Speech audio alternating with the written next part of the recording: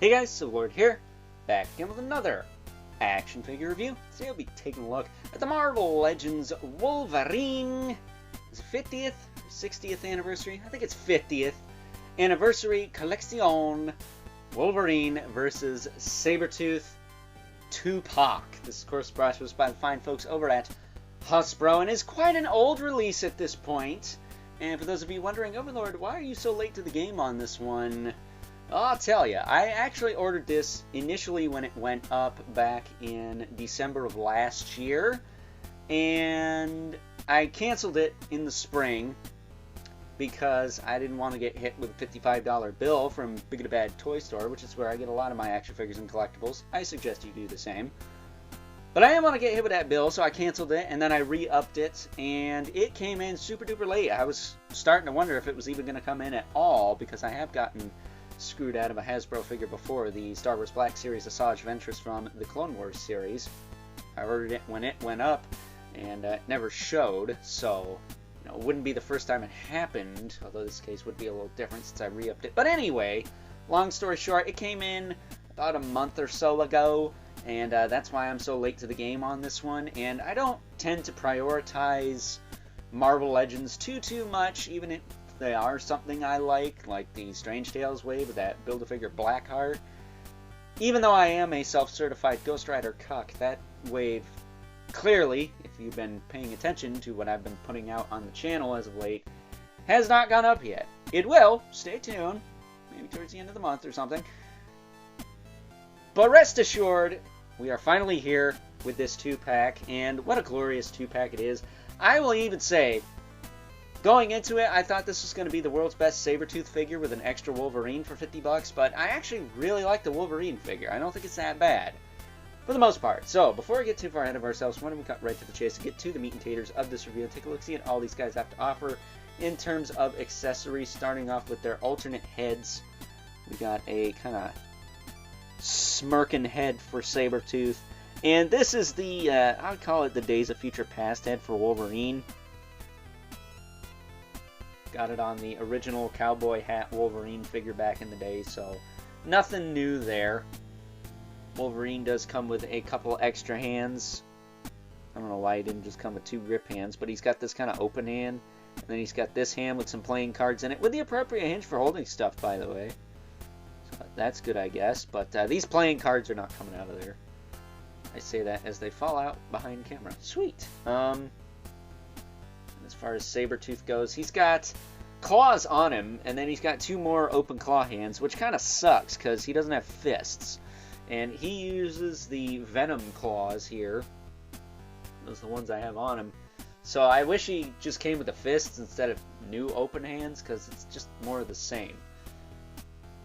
But before we look at him, why don't we just try to run through... Let's just sit him down. Let's just try to run through this Wolverine quick, because y'all came for Sabertooth. If you don't already have it, that is. Or if you just like me, in that case, thank you. This figure's not bad. I don't mind this head. I thought he was going to have a bowler cap, but he actually has a cowboy hat instead, just with shorter hair. I don't mind it. I think it's okay. Still think unmasked Wolverine heads that are good are few and far between, but as far as his articulation goes, his head will rotate. He's got a disc hand. He'll look up and down. His shoulders will go out to the side, back down, rotate all the way around. He's got pinless arms. He's got bicep twist. It's pretty fine. That one's a little stiff, maybe, but I don't think I care about this figure enough to mess with that. But he does have double-jointed elbows, and these are probably some of the most atrocious double-jointed elbows I've ever seen. Look at that. What the heck is that? What's going on there? It looks like his arm got cut up. And then he has swivel in the wrist with a hinge. Pretty decent claws. They were straight out the package for the most part. I don't have a problem with that. I don't mind how they did the hair on the forearms, although it feels kind of weird. He's got a diaphragm joint that goes pretty far forward. Looks kind of bad from the back, though. Not too far back, and then it does rotate and tilt side to side. Kind of loose, but not terrible.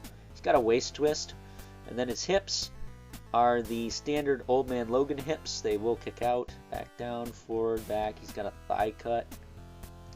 It's very tight in there. Double jointed knee. with pins, but you know that doesn't bother me. And then he's got a swivel in the foot with a hinge, and then a rocker. Pickles the bottom of the feet if you want to throw him on a stand. Pretty solid. I don't mind him too much. I don't think he is that big of a detriment to the set. I was initially not looking forward to him, but he came out alright. That said, to hell with that. Let's look at this guy. This is definitely top 10 Legends of the Year, I think, for a lot of people. Not just me, but it's about time we got a Jim Lee style Sabertooth that's not on that piece of garbage Hyperion body. Let me tell you what, boy. That thing is hottest to hot garbage compared to this. I love this. This looks freaking good. I will say, I wish he had more mane going on. I wish he was a little broader, but beggars can't be choosers. This still looks really freaking good. So as far as articulation on him goes, he's got a swivel in the head. You can look up and down. You can actually make him a little taller if you do that, but I like to hunch his head forward and do that. Gives him a more primal look, you know. He does have a little bit of tilt in there. He gets more range in the noggin than the Venoms on this body, we'll say, because this is the Omega Red body. His shoulders will go up, not too far, really. I don't know what's up with that. Yeah, that's as far as they seem to want to go. He does have that butterfly joint that swings back and forth. And he does have shoulders that move back and forth as well. My zap crunch is a little on the floppy side, but I think that might be common. His bicep will rotate around just fine. He's got double elbow, pinless elbows. His aren't all chunky looking either, so I don't know what that Wolverine's problem is, but those look fine. He's got swivel hinge wrists. Ab crunch moves that far forward, that far back. It does stay in place, but it also doesn't really. I don't know. That could have been tighter. He's got a waist twist. His hips will kick out to the side about that far. Back down, forward, back, thigh cut, fine. Double knee, fine. Not too gummy on that either, just like the retro card Venom I looked at a while ago. Then he's got a hinge in the foot with a rocker, and pegels at the bottom of the feet. So, very awesome figure, despite the kind of loose-ish ab crunch on mine. It's loose-ish. It's not like totally floppy. You can see it stays in place for the most part, but I would have rather it clicked than just kind of. So, yeah, he's definitely top 10 Legends of the Year, I think. I know if I don't put him on there, there will be riots in the street because everyone cares about my opinion, don't they? I'm kidding, they don't. Here he is with Wolverine, or Logan, once again. And before I wrap this up, here he is alongside the Mythic Legion's brother Mandibulith. In the infamous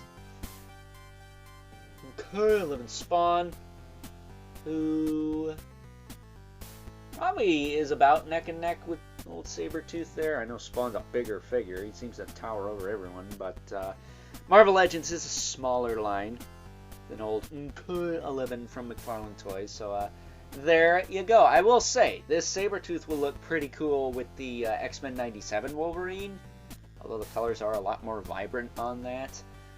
But I think he'll look even better with that brown costume Wolverine that we're getting in the Secret Wars wave. So, fingers crossed that shows up before the end of the year, and maybe, just maybe, it's a contender for top 10 Legends. So, with that being said, it is time now that we wrap things up with some final thoughts.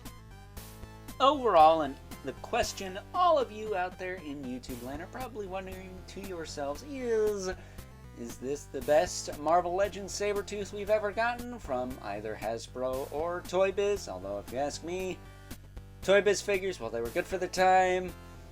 I don't think they hold a candle aesthetically to some of the Hasbro redos. Let's not kid ourselves. Ball hips are just not in right now. That said, I think, yes, this is probably the best Marvel Legends Sabertooth we've ever gotten. That said, is it worth buying a 2-pack with yet another Wolverine to get it? Personally, I don't mind the Wolverine. I think it's alright. It's not perfect, especially if you count how they cut the joints in the new pinless arms he's rocking there. I I think those are a little jarring, but I don't think it's inherently bad. It's not the worst Marvel Legends figure ever, we'll say, so no, I don't think that is enough to not pick this set up. Granted, they could always release this Sabertooth on a Toy Biz style retro card later down the line and make us all look like fools for buying this 2-pack, but that's just what Hasbro does. Hasbro's gonna Hasbro, and there's nothing we can really do about it. However, if you ask me, I think they should have put that brown suit Wolverine in that Secret Wars wave that's coming out sooner or later in this 2-pack as opposed to this Logan figure. But, and they wouldn't be able to sell it to us in the Secret Wars wave. So again, Hasbro's gonna Hasbro. So with that being said, hope you guys enjoyed this review, and until next time, I'll catch you guys later.